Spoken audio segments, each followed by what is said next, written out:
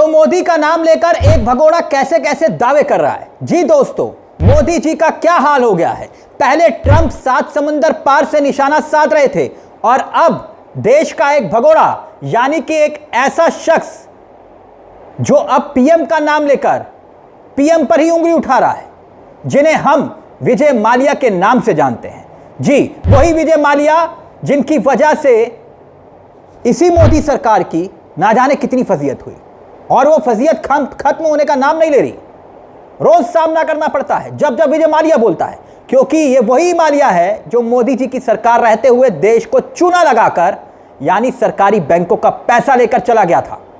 और एक भगोड़ा मोदी जी का नाम लेकर ऐसे ऐसे दावे कर रहा है जो ना सिर्फ हैरान कर रहे हैं बल्कि सोचने पर मजबूर भी कर रहे हैं कि क्या पीएम मोदी के इर्द गिर्द ऐसे लोग भर गए हैं जो उन्हें गलत जानकारी देते हैं, गलत बातें बताते हैं। बाकायदा विदेश में दिए एक पॉडकास्ट में यही विजय माल्या एक आर्टिकल दिखाता है। आर्टिकल दिखाकर पीएम मोदी से सवाल पूछता है, उन्हें झूठा साबित करने की कोशिश करता है। दरअसल दोस्तों, बात सिर्फ इतनी नहीं है कि विजय माल्या यह कह रहा है कि वो मोदी सरकार को बताकर विदेश भाग गया।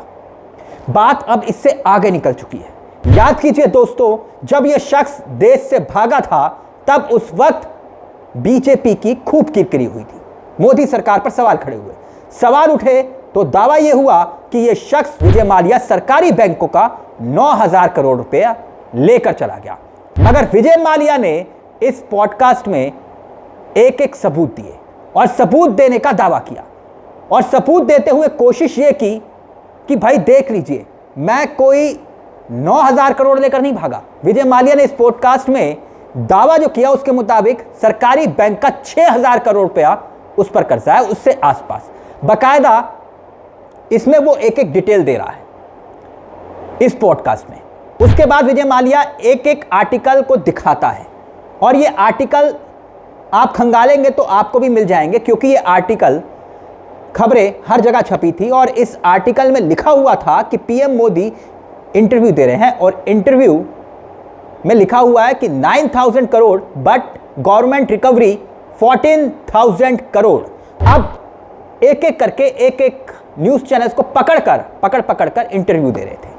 तब उस वक्त दावा उन्होंने ये किया था कि विजय माल्या 9,000 करोड़ रुपया लेकर देश का गया, लेकिन हमारी सरकार ने 14,000 करोड़ रुपए वसूल लिए। तो विजय माल्या इन्हीं आर्टिकल को दिखाकर दावा कर रहा है कि पीएम मोदी इस तरह की जानकारी क्यों दे रहे हैं। जब विजय माल्या पूरी डिटेल के साथ दावा कर रहा है दोस्तों, दावा यह है कि 9,000 करोड़ तो कोई लेन देन था ही नहीं, कोई देनदारी मेरे पर 9,000 करोड़ की थी नहीं, 6,000 करोड़ का लेन देन था। लेकिन हैरानी की बात यह है कि विजय माल्या जैसा आदमी मोदी जी पर उंगली उठा रहा है, सवाल उठा रहा है कि भाई 9,000 करोड़ का आंकड़ा जो है मोदी जी के पास आया तो आया कहां से। कि दावा यह है कि भाई 14,000 करोड़ वसूल लिए मुझसे। यह आंकड़ा दे कौन रहा है, बता कौन रहा है। अब भगोड़ा माल्या यही नहीं रुकता, वो यह भी दावा करता है कि कोई ना कोई तो होगा जो पीएम मोदी के इर्द गिर्द होगा, जो उन्हें यह जानकारी दे रहा होगा। तो क्या पीएम गलत जानकारी दे रहे हैं, सवाल उठा रहा है। अब बताइए साहब के क्या दिन आ गए हैं। इस सरकार के लिए, इस सरकार के सामने एक भगोड़ा मोदी जी के दावे पर उंगली उठा रहा है, बाकायदा सबूत के साथ दावा दे रहा है। विजय माल्या बाकायदा अपने पॉडकास्ट अगर आप देखेंगे उनका, तो जनाब भगोड़ा विजय माल्या उसमें एक एक सबूत दिखा रहा है कि किस किस बैंक का कितना कितना कर्जा उसके ऊपर है। तो बड़ा सवाल ये दोस्तों कि पीएम मोदी जो चैनल्स को पकड़ कर 2019 में इंटरव्यू दे रहे थे, जो बोल रहे थे, तो क्या वो देश के सामने झूठ बोल रहे थे कि भाई 9,000 करोड़ रुपए विदेश लेकर भागा और हमने उससे 14,000 करोड़ रुपए वसूल लिए। क्योंकि विजय माल्या तो दावा कर रहा है सबूत के साथ कि मैं 9,000 करोड़ रुपए लेकर भागा ही नहीं। तो पीएम मोदी 9,000 करोड़ का जिक्र क्यों कर रहे हैं। कहीं ऐसा तो नहीं है कि पीएम मोदी को किसी ना किसी ने गलत जानकारी दी हो, क्योंकि टीम बड़ी होती है और पीएम मोदी हर आंकड़े को थोड़ी ना बोलते हैं। उनको जो दिया जाता है वो पढ़ देते हैं और मीडिया के सामने उन्होंने वही जानकारी बता दी या साझा कर दी। इतना ही नहीं, विजय माल्या यहीं नहीं रुकता दोस्तों, एक और खुलासा करता है इसी इंटरव्यू में खुलासा ये कि जिसके बाद बीजेपी नेताओं के होश उड़ गए। जानते हैं क्यों? क्योंकि वो फिर से वही दावा करता है कि जब वो देश से भागा था तो वित्त मंत्री जो उस वक्त थे स्वर्गीय अरुण जेटली, उनको बताकर भागा था, यानी उनको बताकर गया था, मैं भागा नहीं था। दोस्तों, दरअसल ये शख्स राज्यसभा का सांसद था और जब ये भागा तब उस वक्त ये दावा किया कि मैं भागा नहीं हूं, मैं अरुण जेटली को बताकर गया हूं। मगर अरुण जेटली ने साफ इनकार कर दिया था कि भाई मेरे को कोई जानकारी नहीं। मगर कहानी में ट्विस्ट तब आया जब कांग्रेस के एक सांसद ने उस वक्त ये दावा किया कि हां, मैंने इन दोनों को बातचीत करते हुए देखा था संसद के भवन में, क्योंकि आप जानते हैं वहां पर कैमरे और मीडिया तो जाती नहीं, सब बातचीत करते हैं आपस में, और संसद चल रही थी। और अरुण जेटली ने फिर कहा कि हां, चलते चलते अनफॉर्मल बात हुई होगी। अब इसी को लेकर विजय माल्या ने कहा कि चलते चलते बात ही हुई थी, क्योंकि इतना वक्त नहीं था। और मैंने कब कहा कि मैंने टेबल और चेयर पर बैठकर वित्त मंत्री से बात की या मीटिंग की? चलते चलते मैंने उनको बताया, बकायदा मैंने यह भी कहा कि ये मेरी मीटिंग जो है कुछ महीने पहले फिक्स हो गई थी। और चलते चलते मैंने अरुण जेटली को यह भी कहा कि आप तमाम बैंक्स को बोलिए मैं सेटलमेंट करने के लिए तैयार हूं, मैं उनका पैसा दूंगा, उसके लिए मैं तैयार हूं, I am ready for settlement. यह बात मैंने बोली और मैं लंदन चला गया। मगर उस वक्त जेटली ने साफ इनकार किया था। मगर अब विजय माल्या सबूत के साथ अपनी बात रख रहे हैं। हालांकि अरुण जेटली हमारे बीच में नहीं है दोस्तों, वो स्वर्गीय हैं, तो उनसे सवाल जवाब का तो कोई मतलब नहीं है। मगर इतना बड़ा मामला हुआ होगा तो मुझे पूरी उम्मीद है कि अरुण जेटली जैसे काबिल व्यक्ति ने देश के प्रधानमंत्री को जरूर बताया होगा, क्योंकि उस वक्त खूब फजीहत हो रही थी सरकार की। याद कीजिए, सिर्फ विजय माल्या का मामला नहीं था, एक के बाद एक बड़े व्यापारी कर्ज लेकर देश के बैंकों को चूना लगाकर भाग रहे थे।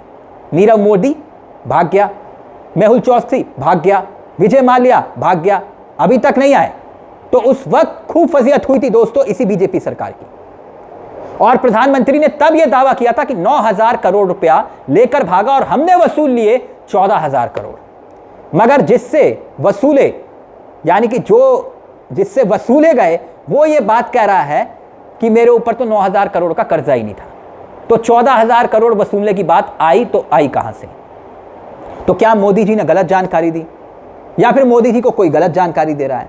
अब इस पूरे मामले को लेकर कांग्रेस एक बार फिर से आक्रामक हो गई है दोस्तों। कांग्रेस की प्रवक्ता है सुप्रिया श्रीनेत, उन्होंने ट्वीट करते हुए निशाना साधा मोदी सरकार पर। और वो ट्वीट कुछ इस तरह का है आपकी स्क्रीन पर।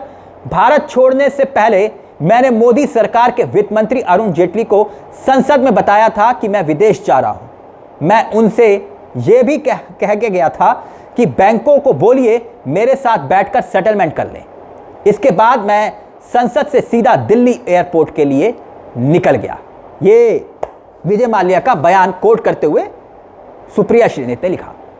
वहीं कांग्रेस के एक और प्रवक्ता है पवन खेड़ा, उन्होंने तो बहुत तीखा प्रहार किया और वो तीखा प्रहार भी आपकी स्क्रीन पर है। वही सरेंडर वाली बात उन्होंने कही है और वही सरेंडर वाली बात पर उन्होंने कटाक्ष करते हुए मोदी सरकार पर सवाल उठाए हैं। दोस्तों, लंदन से भगोड़े के संदेश आया कि मोदी और जेटली को बताकर देश छोड़कर विदेश आया। यह संदेश, और यह संदेश फिर से मोदी जी की उस नीति पर भी सवाल उठा रहा है जिसमें वो दावा कर रहे थे। दावा ये कि ना खाऊंगा ना खाने दूंगा। बताइए जरा, साहब के सिपा सलार यानी कि मोदी जी की सरकार में वित्त मंत्री रहे स्वर्गीय अरुण जेटली का नाम लेकर भगोड़ा विजय माल्या सीना ठोक कर बोल रहा है कि मैं सरकार को बता कर गया था। माल्या देश छोड़कर भाग रहा है, तो क्या विजय माल्या की मदद सरकार कर रही थी? यह अपने आप में एक यक्ष प्रश्न है। दोस्तों, इस खबर को लेकर आपकी क्या राय है हमें कमेंट बॉक्स में जरूर बताइएगा। और चलते चलते एक दरख्वास्त आपसे कि अगर आपने इस चैनल को सब्सक्राइब नहीं किया तो प्लीज सब्सक्राइब करिएगा, क्योंकि यहां हम खबर नहीं बताते, सिर्फ खबर नहीं बताते, खबर के पीछे की खबर भी बताते हैं। नमस्कार, जय हिंद, जय भारत दोस्तों।